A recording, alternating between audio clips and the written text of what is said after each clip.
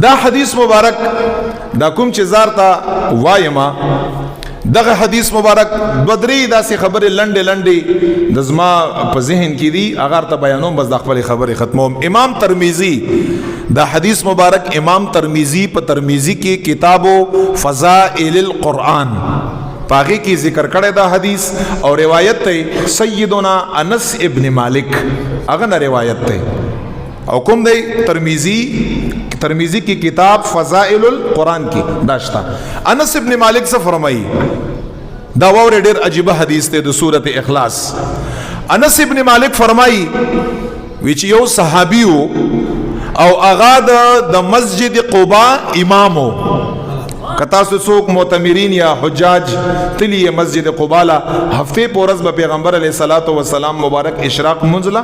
مسجد قباء لته التم چې سو کی هفته پورز باندې اکثر خلق پیدل زی 37 نمبر گیٹ باندې چوزي تقریبا 1 کیلومتر ټولا لار دا مسجد قباء لته دغه د مسجد قباء امامو. انس ابن مالک فرمای چډیر نیک سړایو دا صحابه خو اسم لوی دی خدایا دا په خپل باندې ډیر نیک او فقیر او عاجز انسانو هغه به یو عادتو.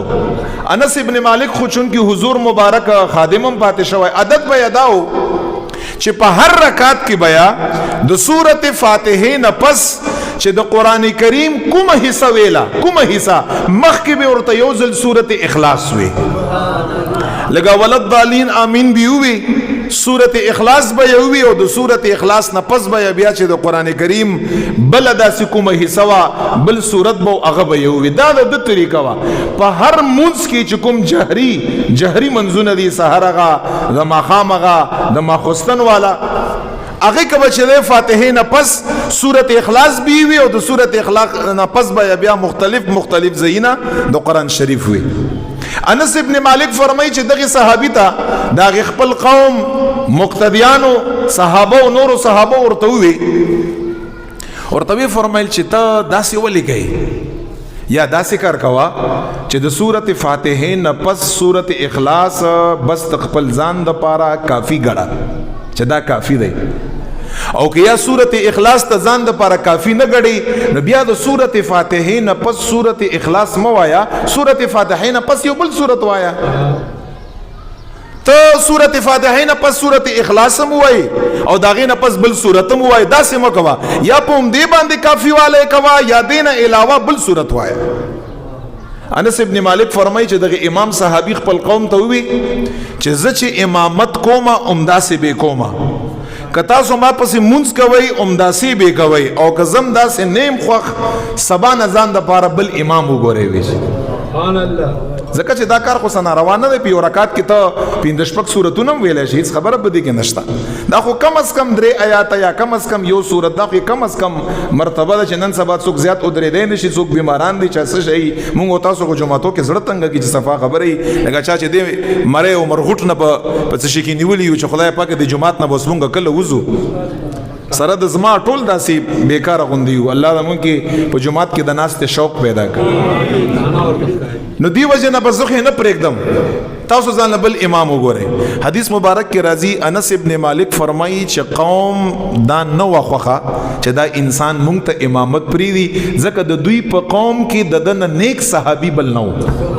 تقوادار سړی مو او تقوادار انسان پس منظم مزه کوي الله د مونږ ټول تقواداران کا بس خلق ورته وی چې نه بس امامت خو کوا خیر خو بس ټیک ده ته شروع وسه چې څنګه ستا عادت وي خو مونږ به رسول الله مبارک نه تپوس کو دا مسله به مونږ الته بیانو وی چې حضور مبارک یو ورځ مسجد قباء راغی او دغه قوم دا واوري دا خبره خوندوره ده دغه قوم دغه صحابي مبارک نو ورته فرمایل ټوله قصه ورته وکړه یا رسول الله مبارک دا صحابي د سورۃ فاتحه نه پس اول یو ځل سورۃ اخلاص وای او داغه نه پس بیا بل سورۃ وای یا رسول الله مبارک مونږ ورته داسې وی چې یا سورۃ اخلاص وایا او یا که سورۃ اخلاص کافی نه غړي سورۃ اخلاص په ځای باندې بل سورۃ وایا درته وی چې یا بداسي امامت کوما او یا برته امامت پرېدم ستاسو ته اختیار دی چې څه کوي یا رسول الله مبارک دا کس خو مونږ خوخ دی چې مونږ ته امامت کوي او د خبره تاسو تر تاسو وکړئ بس تاسو دې چې سووي او تاسو ورته سووي مونږ ته به هیڅ اعتراض نه حضور مبارک دې روح غوښته ورته فرمایي بچي داسې ولې کړې ته داسې نور ته چې مکه و غلط دي تاسو ترګه داسې ولې کړې هغه صحابیو چې صحابو سره صحابي ګړګي د هغه یو اندازي خو چې صحابه امام الانبیاء سره ګړګي د هغه بل اندازي مونږ ته خای چې فرق بکوي ورته فرمای یا رسول الله مبارکه تاسو سوالو کې چې ولې داسې کوي یا رسول الله مبارکه ما سورته اخلاص سره مینه ده خوخ مده